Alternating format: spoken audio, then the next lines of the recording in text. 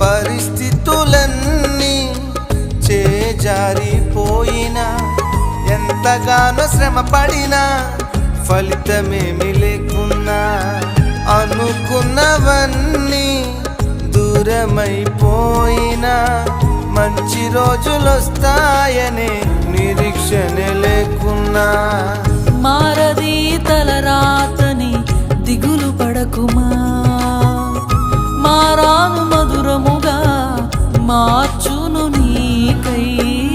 మారది తలరాతని దిగులు పడకుమా.